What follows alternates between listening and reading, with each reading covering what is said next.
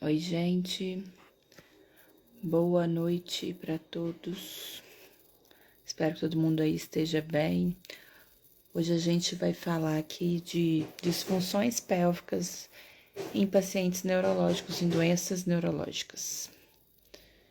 Deixa eu só fechar a janela aqui. Eu tô aqui na minha casa e parece que um barulho aqui embaixo. Só fechava a janela para não ficar batendo aqui.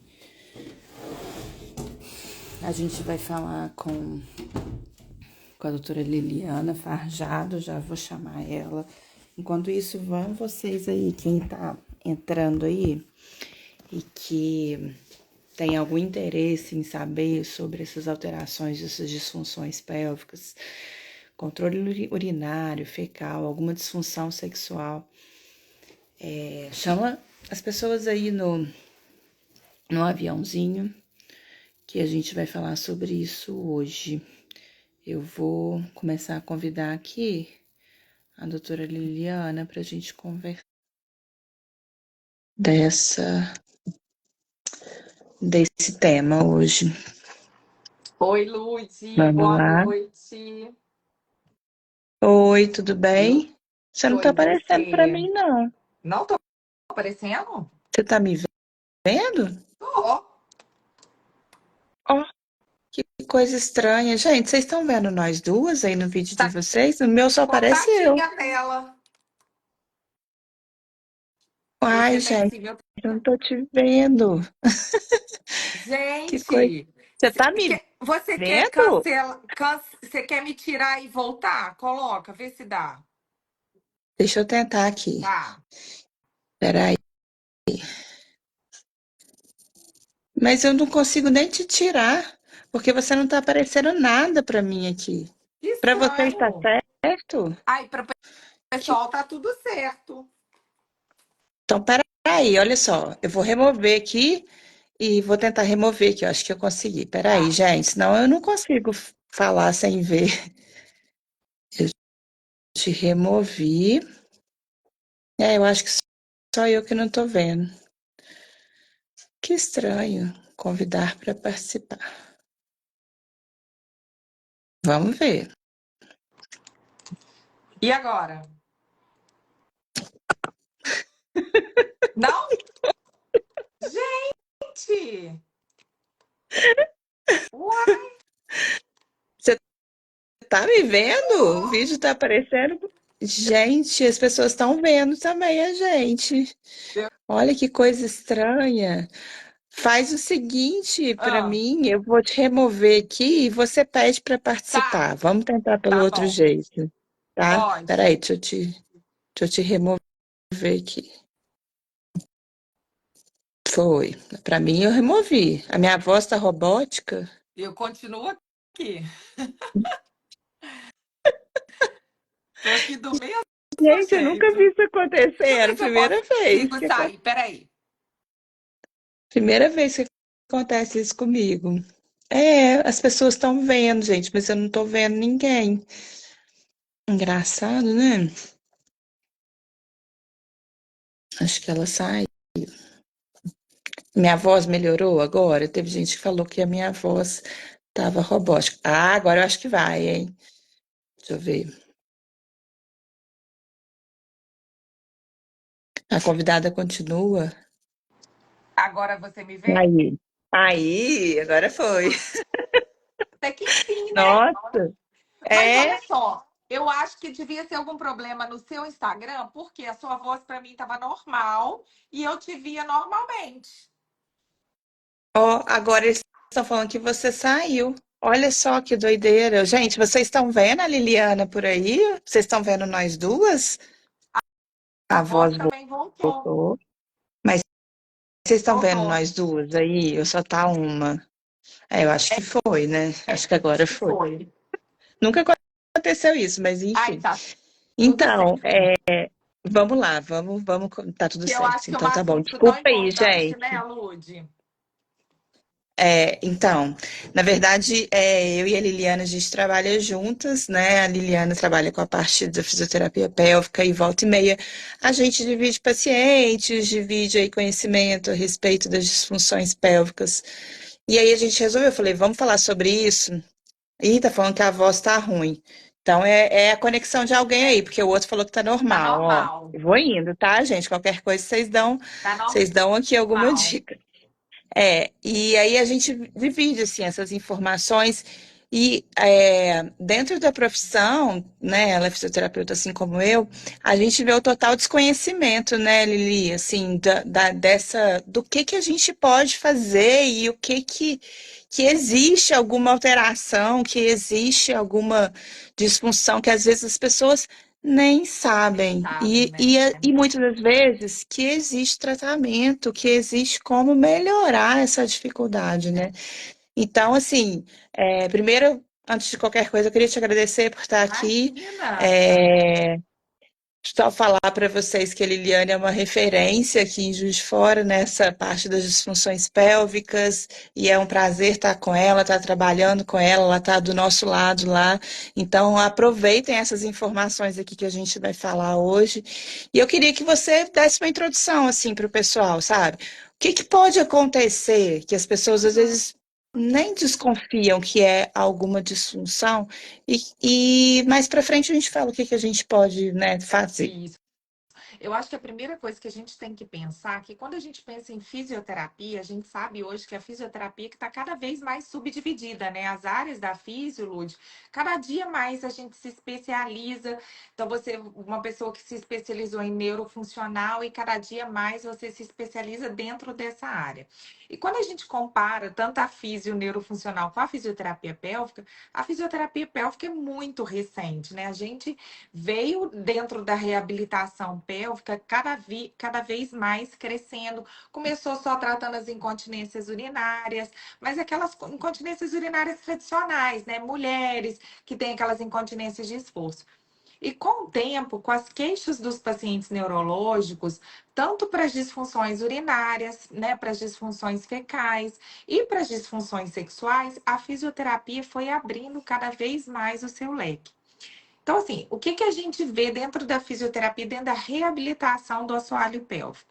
Nos pacientes neurológicos, a gente tem um desafio maior, né, Lud? A gente sabe que vai contar muito a lesão que esse paciente tem, a altura dessa lesão, a gravidade dessa lesão, que tipo de lesão que é? É uma lesão por trauma?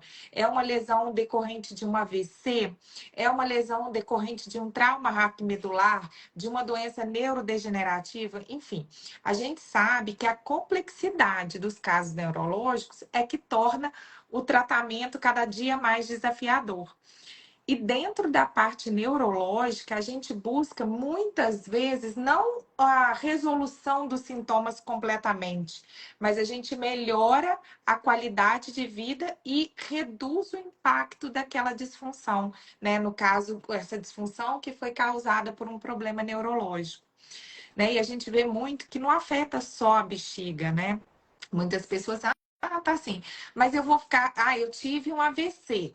Porque eu tive um AVC, então quer dizer que agora eu vou fazer xixi perna abaixo? Não é bem assim, né? Cada lesão, cada área do cérebro que é afetada vai trazer uma repercussão.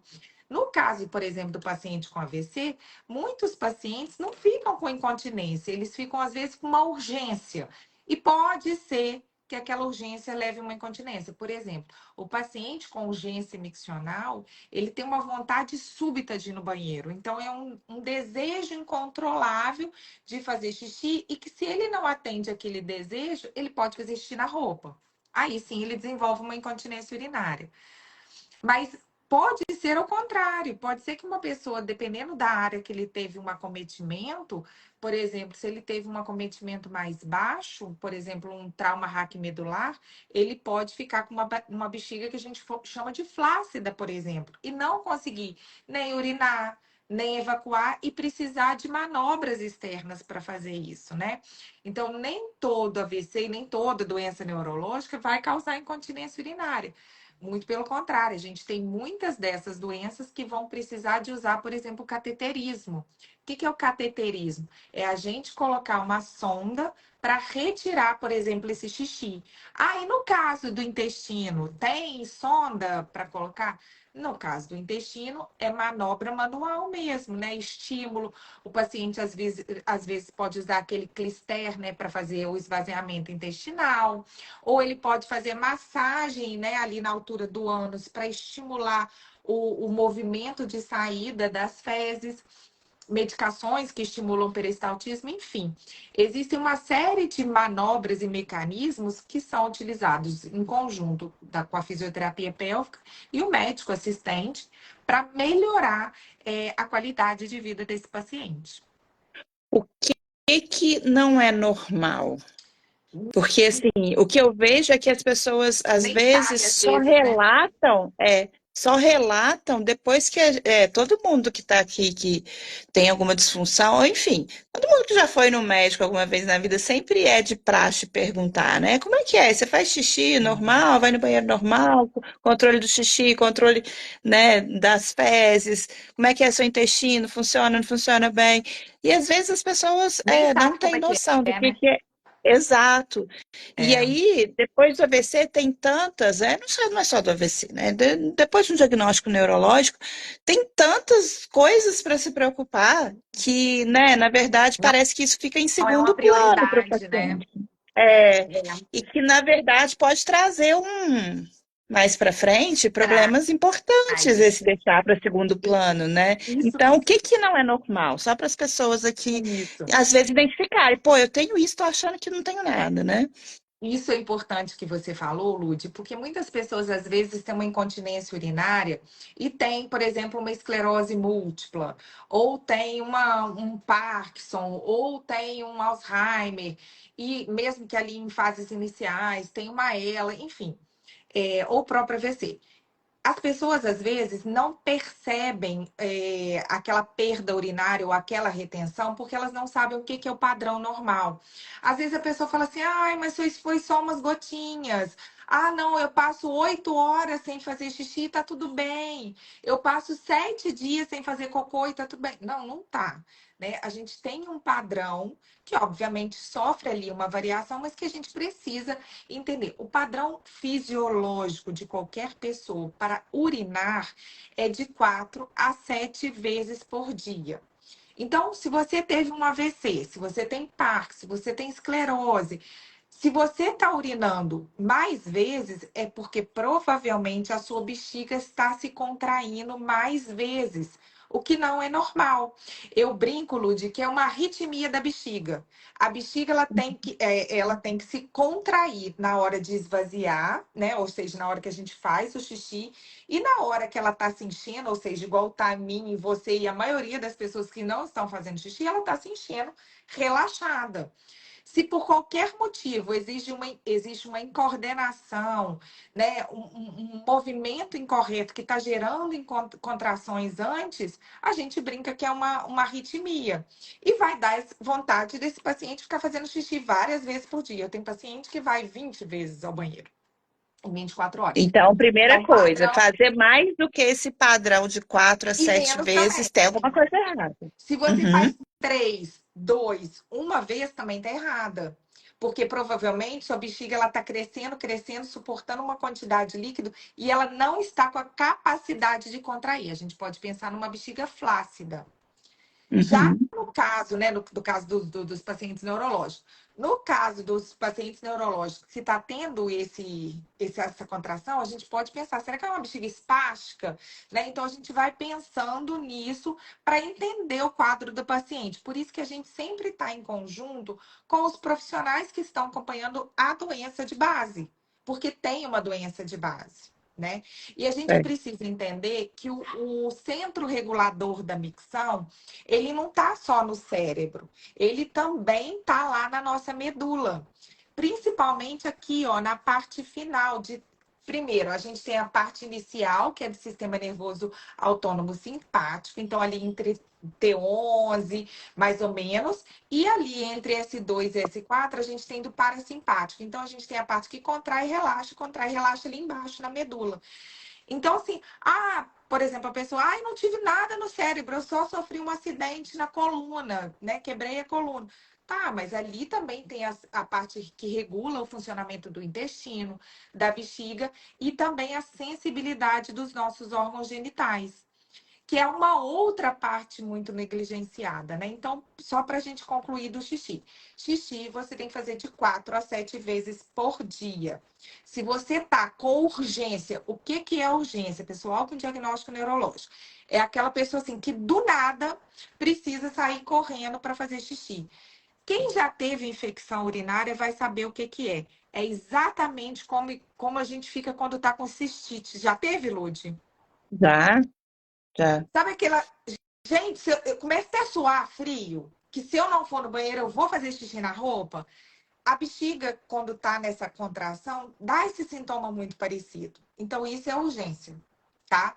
E Então, normalmente, e deixa quando acontece isso, geralmente é pouco volume ou não Não necessariamente? Sai pouco xixi? necessariamente, Tá, no caso dessas contrações, não dá nem tempo de encher. Então a gente fala que a pessoa, ela tende a perder, a diminuir a capacidade vesical, ou seja, a capacidade de xixi que cabe dentro da bexiga.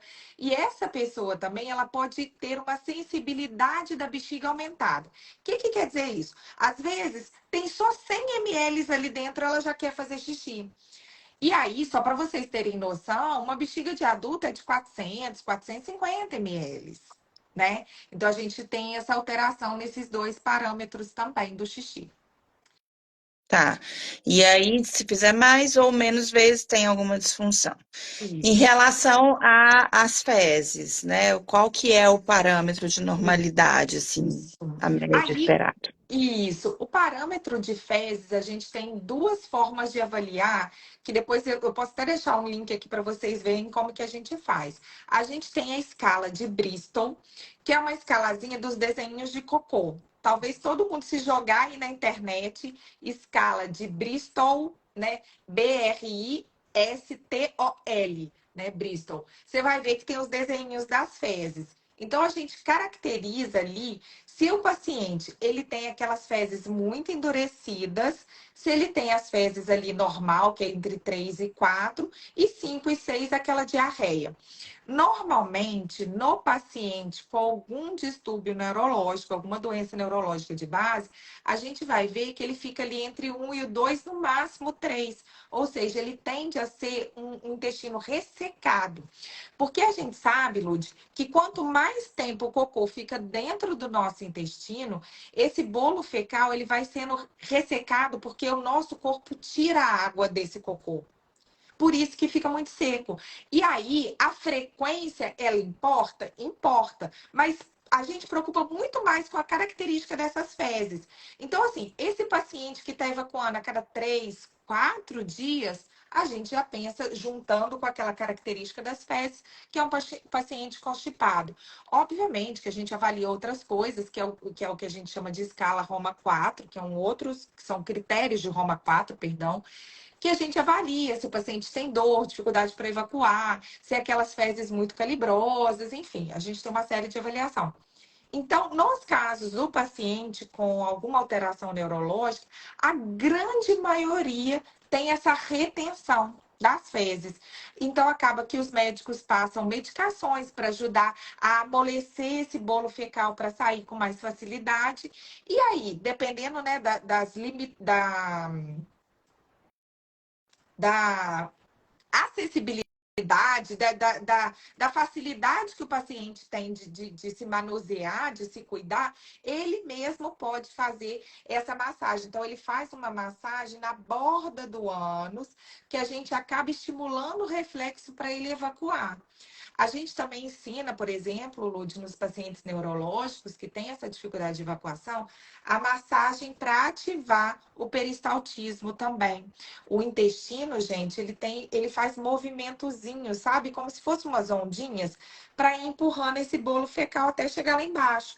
Então, a gente pode otimizar esse movimento que está prejudicado no paciente com intestino neurogênico e assim ajudar ele a evacuar. Só para vocês terem noção, a gente falou aqui de Parkinson, Alzheimer, esclerose múltipla, AVC, mas a gente esquece de doenças mais conhecidas que traz isso também, como diabetes,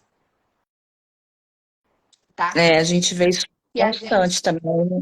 Não gente, é só doença neurológica, né? o paciente diabético, ele tem neuropatia, e neuropatia para o corpo inteiro. Neuropatia diabética por conta de afetar a parte de visual, né? Alteração de sensibilidade, alteração na bexiga e no intestino, alteração de disfunção erétil, no caso do homem, E se alteração de a gente for sensibilidade. pensar, se a gente for pensar no AVC, sendo diabetes um dos fatores de risco, e a gente tem muitos quadros de Dois, pacientes né? já, né?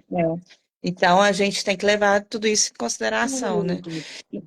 E aí, existe alguns casos também onde a gente tem a falta de controle de segurar o cocô, né? E de Também, segurar o xixi, também, né? também. Então, isso é Que é mais o fácil porque oposto. você sabe que tem alguma coisa errada, porque normalmente a gente tem que segurar, a gente tem que ter capacidade de segurar, De né? continência. Isso. E isso, Lude, na verdade, eu falo o seguinte: ele é mais constrangedor a pessoa que perde urina e perde fezes. Mas para o paciente neurológico, ele é menos grave do que aquele paciente que retém urina, por exemplo. Por quê? O paciente neurológico que tem essa retenção de urina, ele tem uma chance muito grande desse xixi voltar para o rim e fazer uma insuficiência renal. E existe chance desse paciente perder a função do rim.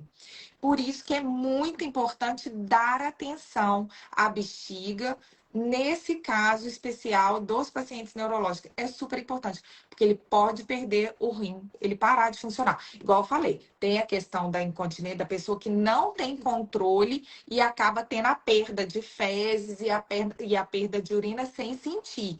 Mas essas são questões mais sociais. É desconfortável, é constrangedor, mas não é grave igual a gente sabe que a retenção é.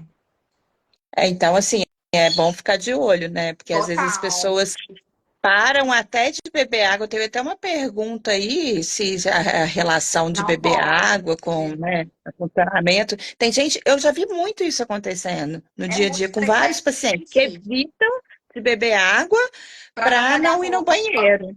É É, aquela pessoa que faz toda uma programação para sair de casa. Eu até acho que, e a gente trabalha muito isso com a uroterapia, né? A gente educar a bexiga e o intestino do paciente. Isso faz parte do tratamento fisioterapêutico. Mas a gente tem que tomar cuidado porque as pessoas começam a deixar de beber água com medo de acontecer esses escapes. E o grande problema é o seguinte: se você para de beber água, a sua urina fica mais concentrada, aumenta as chances de infecção urinária e também sobrecarga renal. Não estou nem entrando na parte global, né, de saúde por inteiro, né, de saúde geral. Eu estou falando só dessa parte mesmo. Então, a gente precisa, a menos que exista uma necessidade por alteração em algum exame, por sobrecarga renal, enfim, não é o caso que a gente está falando aqui. Se não existe nenhuma restrição médica para você reduzir o consumo de água, muito pelo contrário. E eu sempre ensino uma fórmula. Para você saber quanto que você precisa beber de líquido por dia, você pega o seu peso e multiplica por 35. O número que você encontrar é o número de ml que você precisa de água. É a legal. Ó, forma isso é uma mais dica fácil de importante. você saber. É porque a gente sempre fica também, né, com a dúvida, cada um fala uma coisa, qual que é a média, enfim. É, E isso independente, né? Sua bexiga funcionando ou não independente. funcionando bem, é isso que você tem que tomar, não é Independente. isso? Sim, é isso que tem que tomar. E a gente ensina manobras, por exemplo, para o paciente. Então, a gente começa a educar essa bexiga, a gente chama de treinamento vesical. Então, a gente treina com o paciente: olha, a gente vai fazer, você vai sentar no banheiro, você vai no vaso, independente de estar com vontade ou não, de tanto em tanto tempo, a cada 3 horas. Olha, antes de sair de casa, você não está com vontade de fazer xixi, mas você vai sentar no vaso. Pode ser necessário, dependendo do caso do paciente, manobra de compressão da bexiga ali, da barriga, para ajudar a contrair essa bexiga. Então, a gente tem formas de ajudar o paciente a controlar melhor. Agora, eu sempre explico para o paciente o seguinte: toda alteração neurológica, ela necessita de tempo. Eu sei que a gente vive num mundo, numa geração, numa era muito imediatista. A gente quer que o negócio eu faça uma sessão e amanhã eu estou ótima. Ah, eu já vi os resultados. E a gente sabe que o processo de recuperação, de regeneração, não faz do dia para a noite. Eu até Sim. faço uma comparação de tão complexo que é o sistema que controla, né, o nosso sistema neurológico, que controla as nossas funções viscerais, e como a bexiga e o intestino. É o seguinte, ó, você aprende a andar, que é a parte motora, você aprende a falar, que é a parte motora quando você é bebê. Fazer xixi e fazer cocô é a última coisa que você vai aprender a ter controle, de tão complexo que é. Então, isso é super importante a gente ter em mente que não é um processo simples e você acabou de passar por uma lesão. O que eu sempre brinco é o seguinte: você tem um exército de neurônios no seu cérebro. E esses neurôniozinhos, parte deles morreram numa guerra. O que eu tenho que fazer? Pegar neurônio de outro comando, né, de outra área, para vir ajudar esse exército daquele local que perdeu parte daquele, né, daquele povo que morreu ali. E isso, gente, recrutar outro exército para, né, guerrear junto leva tempo, que é o processo de neuroplasticidade. Sim. E aí, muitas vezes o paciente se frustra. Nossa, voou um bicho gigante aqui. Muitas vezes o paciente se frustra. E a gente também, como fisioterapeuta, a gente às vezes também quer uma coisa mais ágil. E dentro do processo de recuperação neurológica, é lento e nem sempre o que a gente espera é retornar ao que era antes da lesão. Muitas vezes o que a gente quer é impedir a progressão dos sintomas. Muitas vezes o que a gente deseja é que esse paciente não tenha infecção urinária, é que ele ganhe qualidade de vida, entendeu? E reduza ao máximo possível as complicações. Muitas vezes esse vai ser nosso objetivo. Entretanto, vão ter aqueles pacientes que, mesmo com um quadro neurológico, vão ter 100% recuperadas suas funções.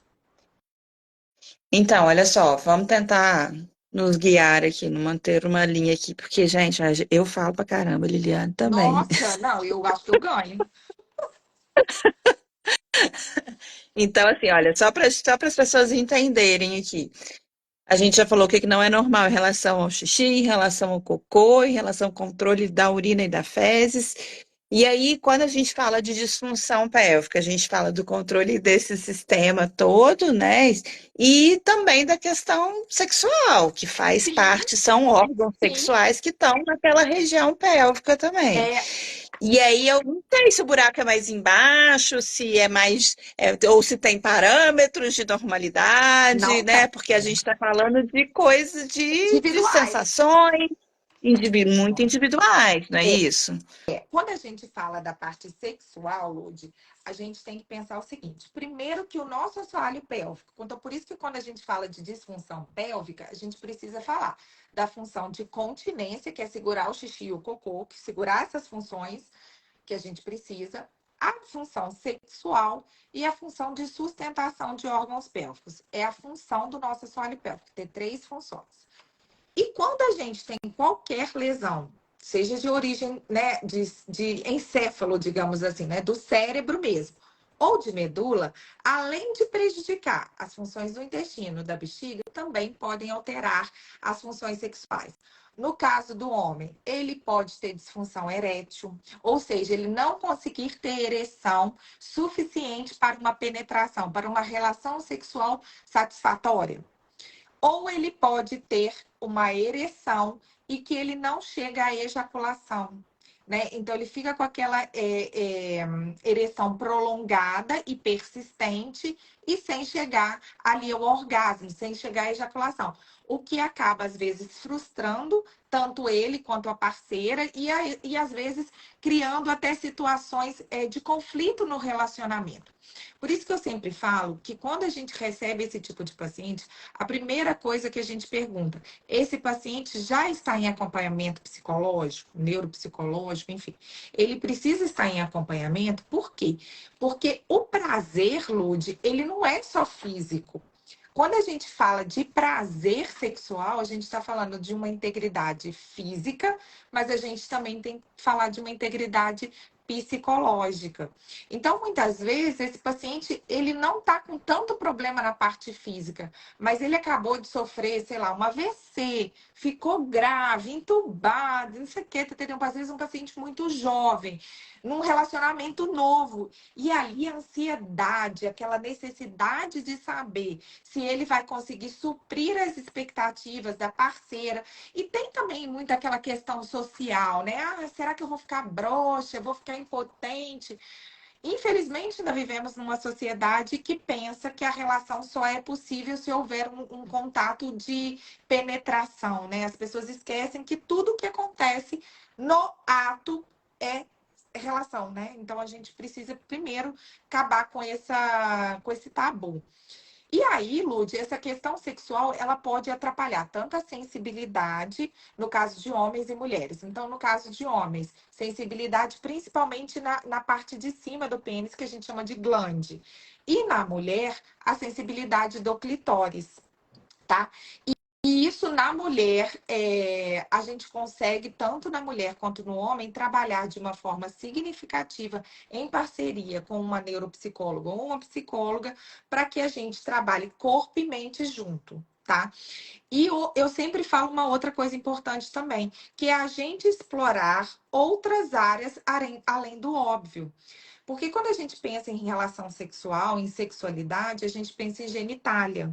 No mais fora de genitália que a gente pensa é mama, no caso da mulher. E a gente esquece que nosso corpo é 100% inervado, ou seja, é possível sentir prazer em qualquer parte do nosso corpo. Então, o paciente imagina que ele teve uma lesão alta, né? Então, teve um traumatismo de C5, C6. Esse paciente, a sensibilidade de pescoço para baixo não existe, né? É nula. Então, quer dizer que essa mulher nunca mais vai sentir um prazer? Não é assim que funciona. Ela pode descobrir outras áreas que possam trazer realmente um bem-estar, uma sensação de prazer comparado ao prazer sexual. O mesmo vale E para o assim, homem. é, e nessa pauta aí, né, de sexualidade, existem muitos tabus, muitos mitos, né, Muito muita coisa capacitismo. envolvida. É exato. Então, é como se, por exemplo, quem tivesse algum tipo de eu vejo, eu Os seus convivo com isso com os pacientes, pacientes, né? né? Não pudessem ter filhos mais, não pudessem ser pais ou mães mais, né? Exatamente. Que não pudessem porque tem uma dificuldade física, né? O corpo modifica, né? Então, por conta de uma doença neurológica, né? Esteticamente mesmo, sabe? E por conta disso não, né, não vai ter mais prazer. E aí a gente tem N coisas envolvidas, né? O desejo, né? Exatamente. O amor para a mulher é uma coisa diferente do que para o homem, né? Enfim. Então eu acho que não tem como a gente não associar um acompanhamento aí para a pessoa Total. conseguir entender isso, né? Porque isso ainda é um tabu e um mito para as pessoas que não têm nenhum diagnóstico neurológico. Imagina para quem tem, né? Então, Exatamente. e essas pessoas podem, sim, ser pais ou mães, né? Obviamente que se tiver essa capacidade ainda, né, de ter reprodução, enfim, por Exatamente. que não? Por que que elas não podem ter relação sexual, né? Então, isso é uma coisa como se não pudesse, como se fosse até, né, um pecado, E assim, a essas gente pessoas terem. também, a gente precisa melhorar como ser humano. Você não tem que chegar para a pessoa e perguntar assim: ah, mas você tem vida sexual ativa? Se é algo que só diz respeito à pessoa, né? Então você olha para um cadeirante que teve um AVC ou que teve um trauma raquimedular. E você tá preocupado com a vida sexual da pessoa. Às vezes aquilo ali para a pessoa não era nem um problema, mas você acabou tocando num ponto e ali acabou gerando várias minhocas na cabeça da pessoa que antes não era um problema, né? Então a gente, a gente está vivendo uma geração assim muito doida. A gente que está na internet, a gente acompanha muito isso, né, Lud? Cara, as pessoas, elas perderam completamente a noção do que elas falam para o ser humano, né? Elas estão cada dia mais invasivas. O que que vai mudar na vida da pessoa saber se ele tem relação ou não tem com a esposa? Se ele pode Não, ter e engravidado? assim, se a gente for pensar assim tecnicamente, né? Eu cheguei a uma época da aula de saúde da mulher Aham, na faculdade, aham. há um tempo atrás, já, acho que tem quase 10 anos isso. E Uhum. aí, eu sempre falava isso com os alunos, né? É um dos pilares de qualidade de vida, né? Faz parte da vida de Sim, qualquer pessoa, né? sim. Então, assim, a não ser que a pessoa não queira que fale, tem esse direito também, né? De Claro, não é querer. Tudo opcional. bem. Mas normalmente, Exatamente. né, comumente faz parte da vida de qualquer pessoa. Então existe um mito aí que as pessoas precisam entender e levar isso com mais, mas isso Mas enfim, isso leveza, né, Lude? com mais Eu até falo, leveza. eu até falo que meu propósito na internet é justamente levar dentro da saúde pélvica, levar conhecimento de qualidade de uma forma muito leve e natural, como deveria ser encarado. Já que saúde sexual, o conceito saúde sexual, ele já faz parte do conceito amplo de saúde, né? Então, para você garantir que você tenha saúde, uma dos pilares é a saúde sexual. Sim. E as pessoas continuam ainda gerando várias crenças, vários tabus, né? Várias mensagens distorcidas, né? E acaba o que a gente mais vê, né? Esse próprio capacitismo em relação ao paciente neurológico, como se ele não pudesse mais ter relação sexual. Aliás, como ele dependesse só de um pênis ou de uma vagina para ter relação sexual. E a gente sabe que isso não é verdade. Então, deixa, eu acho que é interessante eu falar algumas coisas que a gente vê no dia a dia Sim. e que talvez você possa explicar isso um pouco melhor, se faz sentido, se não faz, se tem Uhum. relação, né? Eu já vi, por exemplo, muitas pessoas depois de um diagnóstico neurológico, no caso mulher, reclamar com uma diminuição da lubrificação na região da vagina. E foi até uma pessoa que comentou isso aqui também. Isso é possível? Isso acontece por algum motivo específico? Alguma medicação pode gerar essa diminuição da lubrificação? Ou isso é de origem neurológica? Isso pode acontecer independente de um distúrbio neurológico? E há o que ser feito? Então, vamos lá. Distúrbios, eu brinco que a gente, quando fala de paciente neurológico, a gente fala de um terreno completamente preto, em tudo escuro. É como se a gente entrasse num buraco escuro. Então, a gente precisa analisar. A medicação que esse paciente, que essa paciente pode estar tomando, pode sim, de alguma forma, interferir. A gente precisa imaginar a idade dessa mulher. Uma mulher que já está entrando na menopausa ou está na menopausa, porque aí a gente já sabe que existe o ressecamento fisiológico do processo de envelhecimento, né? Outra coisa que a gente precisa pensar. Quem produz o muco são glândulas. Glândulas, elas atrofiam. Elas atrofiam por falta de uso. Então, por exemplo, se eu não exercito a minha musculatura íntima, porque ela está flácida, porque eu não a percebo, eu não a sinto mais, isso pode interferir na minha lubrificação. Então, qual a solução? Não adianta a gente falar o problema e não dar a solução. Eu aconselho a todas as mulheres, absolutamente todas, a usar um hidratante diário íntimo. Procurar, tem farmácia, tem na internet, vários hidratantes íntimos, de preferência sem hormônio, porque você não precisa de indicação médica. E dois, quando você for procurar, procura aqueles mais naturais possíveis e de uso diário, porque vai reduzir esse ressecamento. Consequentemente, caso você tenha relação sexual, não vai ser desconfortável, não vai doer. Mas se for ter relação, você ainda pode usar um lubrificante íntimo na hora, com as mesmas características do hidratante. Tem uma pessoa estou falando aí que a médica comentou que isso poderia ser falta de excitação, por isso que ela não Também, estava também. lubrificada. Isso é importante, Lud, que ela falou. Por quê? A gente tem a nossa resposta, né? O ciclo da resposta sexual, ele começa com a excitação por conta do estímulo, tá? Então, eu preciso sentir esse estímulo prazeroso, para que eu também possa me lubrificar. Só que nem sempre o problema está na excitação. Ele pode estar no platô, ele pode estar no orgasmo ou ele pode estar na resolução. Mas nas pessoas com alguma alteração neurológica, existe um distúrbio de excitação, né? Uma disfunção ali na fase de excitação, justamente por não perceber ou não ter o estímulo 100%, justamente por conta de uma diminuição da lubrificação, da sensibilidade. E sim, ela está correta. É uma das Sim. causas. Então, se a gente tem uma alteração da sensibilidade da vagina ou do pênis, seja homem ou seja mulher, que talvez no AVC a gente não vê isso tão comumente acontecendo, mas em Uhum. lesões medulares a gente vê isso acontecendo com mais frequência, pacientes com esclerose múltipla, pacientes com paraparesia espástica, pacientes com, deixa eu ver, enfim, a gente tem, né, algum tipo de lesão, algum trauma, a gente tem vários quadros onde o paciente relata que tem uma alteração sensorial ali e que não sente a mesma coisa. Então, isso vai interferir na excitação e, consequentemente, Sim, na na lubrificação. lubrificação, exatamente. E do mesmo Algo vale para o homem. perfeito? Se ele não tem a sensibilidade ali adequada na glândula peniana, ele pode não conseguir, ou às vezes não consegue a ereção, ou às vezes consegue a ereção, mas não consegue ter a ejaculação.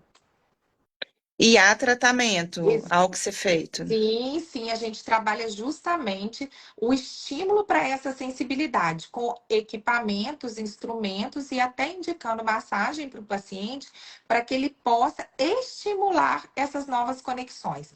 Obviamente, Lud, que é importante a gente falar que todo o resultado depende muito da doença de base, né? De onde essa lesão, qual é o grau dessa lesão, para que a gente também pense no prognóstico. Quando a gente fala, por exemplo, de doenças neurodegenerativas, que são doenças progressivas, aí o buraco é um pouquinho mais embaixo. Por quê? Porque a gente sabe que com o tempo a gente vai perdendo mais ainda aquela sensibilidade. Por exemplo, um paciente diabético.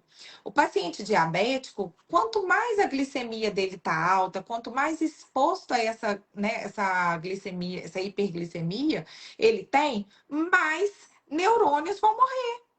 Ou seja, menos sensibilidade, mais alterações ele vai ter. Sim.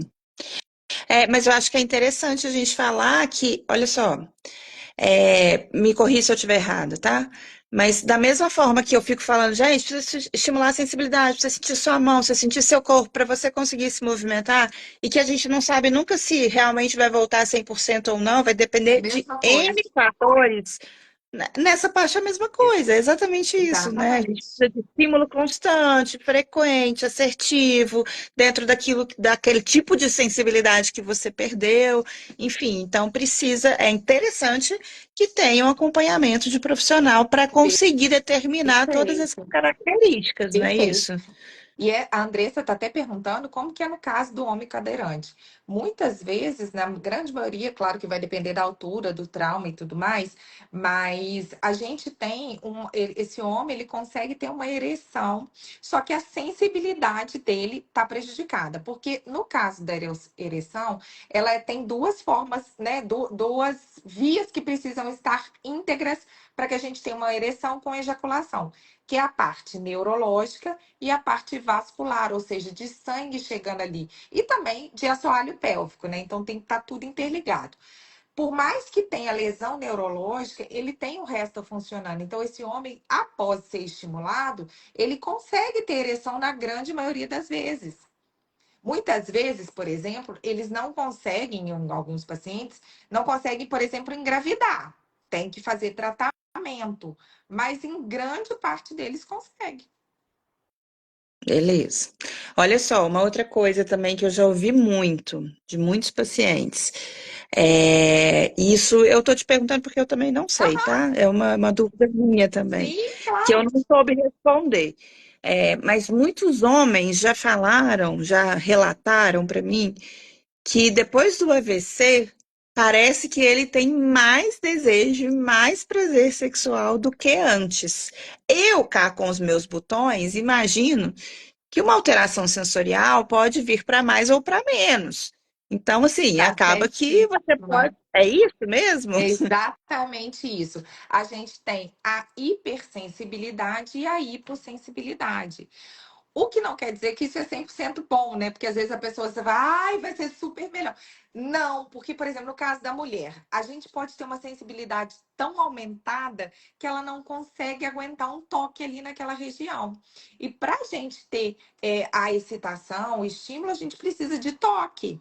Né? A mulher é um ser muito visual, mas ela precisa do toque, né?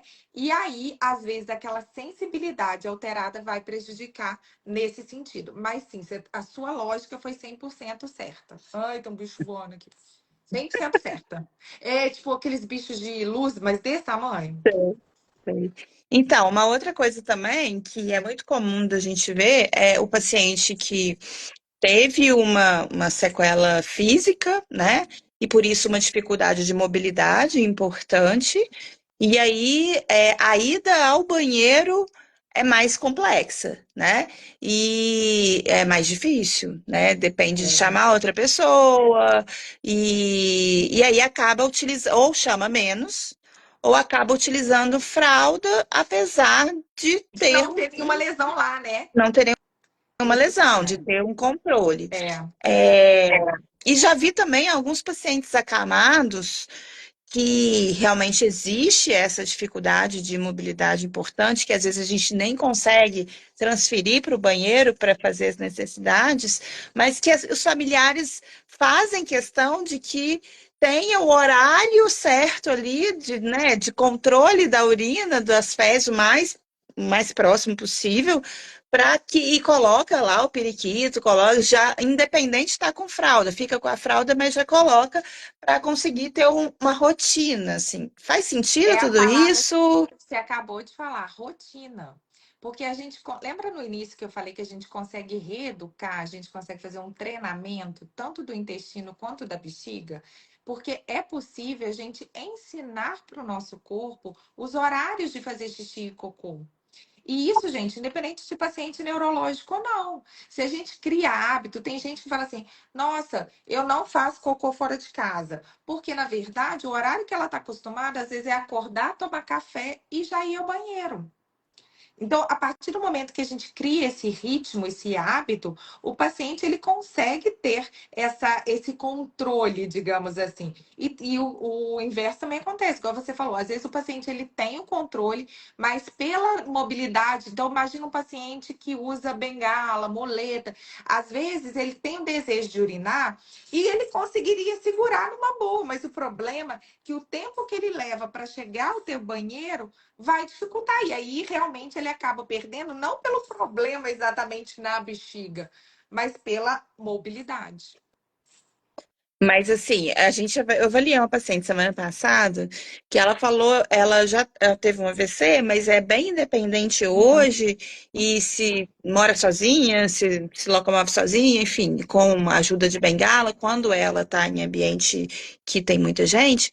E a queixa dela foi o seguinte: quando a gente perguntou se ela saía, se ela participava, se ela continua fazendo as coisas como antes em relação à vida social, ela se queixou que ela deixa de sair, ela deixa de ir para os lugares, ela prefere fazer alguma coisa dentro da casa dela, porque quando dá vontade de fazer xixi, ela demora muito, exatamente isso que você está falando, demora muito para chegar no banheiro. Às vezes o trajeto até o banheiro tem muita gente, e Uhum. aí ela tem que ficar se desviando, né? E aí ela deixa literalmente de fazer isso, Meu por Deus. conta, né, dessa dificuldade. A gente, no caso dela, né? E de alguém que está escutando aqui, que talvez passe por isso, seria interessante até tentar entender se é realmente só por causa da dificuldade física, Sim, não que seja só, mas assim, ou se realmente tem uma se tem um falha desse problema. controle, né? Porque aí você pode, às vezes, melhorar uma situação e ajudar na outra, porque tem muita gente também, ô Sim. Lili, que quando tem alguma vontade, alguma urgência, tá com vontade de fazer xixi, o padrão de marcha piora Muda, significativamente. Então a pessoa acha que ela não consegue porque ela piorou ali, porque ela tá tentando fazer força ali para segurar, sei figura, lá, acho que é isso. exatamente. E o tônus aumenta e aí entra no padrão ainda pior. Então, assim, talvez eu acho que uma dica seria a pessoa tentar pelo menos passar por uma avaliação com um profissional dessa área para conseguir entender se é isso, né? Eu acho que é importante, Exatamente. né? Às vezes, Lud, a pessoa tá tão preocupada com a marcha que realmente, eu não estou dizendo, não estou querendo valorizar uma área em detrimento da outra, não, mas porque realmente é uma das coisas que vai mais chamar a atenção. Eu brinco o seguinte, Lud, que a gente só lembra que tem assoalho pélvico o dia que ele tá problema. Porque do contrário, é um movimento muito involuntário, né? Eu tô aqui segurando o xixi, porque eu saí da academia, bebi uma garrafa enorme, 2 garrafas de água, e já tô com vontade. Mas eu só me toquei que eu tô segurando o xixi, porque eu tô conversando com vocês sobre xixi. Então a gente. E aí o grande problema é, a hora que isso dá problema, às vezes eu nem tô percebendo, porque tem uma coisa me incomodando muito mais, que é minha marcha.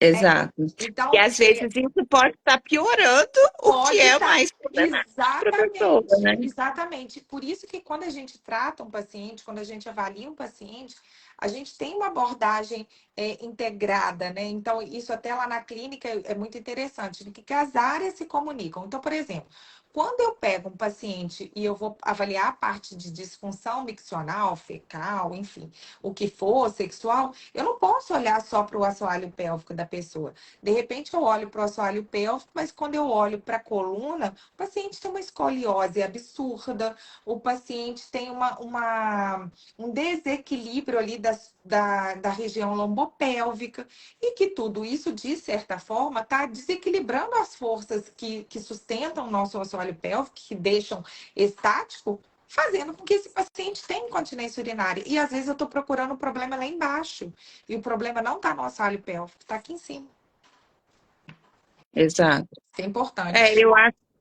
eu acho que é muita informação que as pessoas não têm em geral, porque assim como na neurologia, na parte das disfunções pélvicas, na fisioterapia pélvica, existe muito tabu, existem muitos mitos que até hoje, né, igual, por exemplo, se você quer treinar, segura o xixi, né?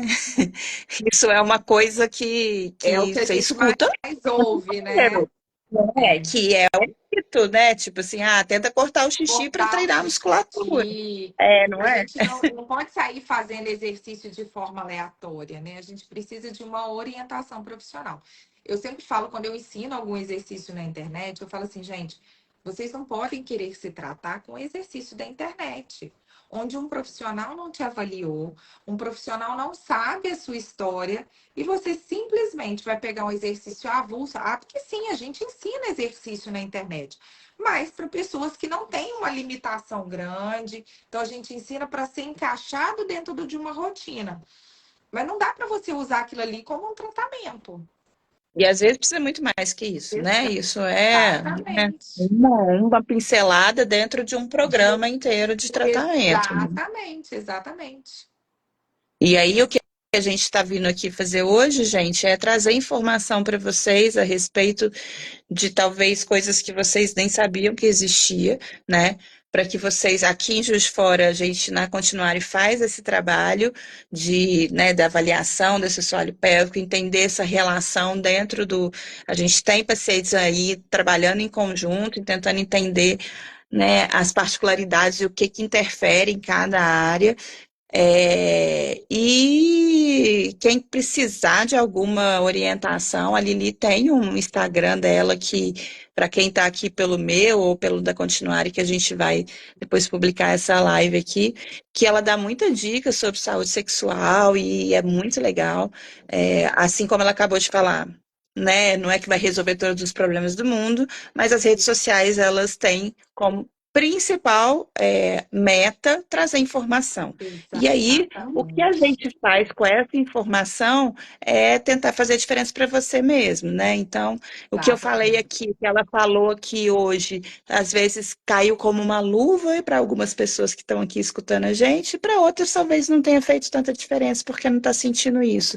Mas quem sabe se você passar por um especialista, por alguém que possa modificar muito a sua vida, assim, tanto em termos sociais, quanto em termos sexuais, quanto, né, a questão do controle miccional, a questão do controle urinário, do controle fecal, né, acaba limitando muito a pessoa a um ambiente muito restrito, né, a um isolamento mesmo, né, Lili? E isso é um problema Exatamente. social, né, muito grande, né?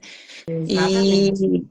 e a E gente assim, tem que eu tentar voltar ao máximo, assim, ter qualidade de vida ao máximo, né? exatamente. E foi o que a gente falou lá no início, né, Lud? Pode ser que eu não vou conseguir fazer com que você seja aquela Lud antes do AVC, mas eu vou te trazer o mais próximo dela com qualidade de vida. O que a gente busca dentro da reabilitação. Ah, só um detalhe também: a fisioterapia não é só reabilitação, pessoal. A fisioterapia também é prevenção. Ah, mas eu não tive nenhum problema neurológico, mas você tem um fator de risco. Você já é diabético, já começa a se prevenir. Já faz uma consulta com um neurologista, já começa um programa de exercícios com a fisioterapia neurofuncional, já começa a cuidar do seu assoalho pélvico antes de precisar. Às vezes você nunca vai passar por um problema neurológico. Eu desejo que isso não aconteça. Mas pode ser que aconteça. E a gente não tem bola de cristal para prever isso.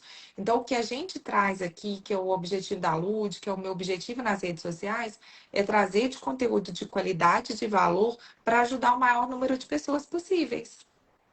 E aí, quando a gente vê, seja por aqui ou seja pessoalmente, no nosso dia a dia, que a pessoa conseguiu modificar uma coisa que ela achou que não teria mais nenhuma possibilidade de modificação, ou que ela conseguiu ter uma relação com uma pessoa como quando ela achou que nunca mais fosse transar na vida, né? Exatamente. É muito gratificante isso. Então, assim, a gente pode mudar esses rumos, mas aí depende de você que está aí assistindo ter essa informação e saber que isso pode ser modificado. Lili, vamos parar por Exatamente. aqui, que amanhã cedo a Porque a gente. gente. Não, a gente não para, né? Lúdia, eu queria te agradecer mais uma vez o convite, porque assim, gente, se me chamar para falar de saúde íntima, saúde da mulher, saúde pélvica, eu vou, gente. Então, ó, pode me chamar à vontade. E aí, gente, Foi um qualquer dúvida, prazer. clique no link lá da Continuar e aqui também pelo meu direct, pelo Instagram, pelo direct da Lili. É doutora Liliana Farjado, não é isso? Fajardo, isso. É isso. E Exatamente. E aí a gente vai conversando e dá maiores informações. Obrigada, viu? Foi um Obrigada, prazer. Lúdia. Boa Foi um noite, prazer. bom Até descanso. amanhã. Até amanhã. E obrigada, gente, aqui pela Um audiência, tá? Se beijo. interessou, compartilhe essa live aí com outras pessoas que vai ficar gravado aqui Com no nosso certeza. perfil, tá bom? Um beijo, tchau. Beijo, tchau. Boa noite.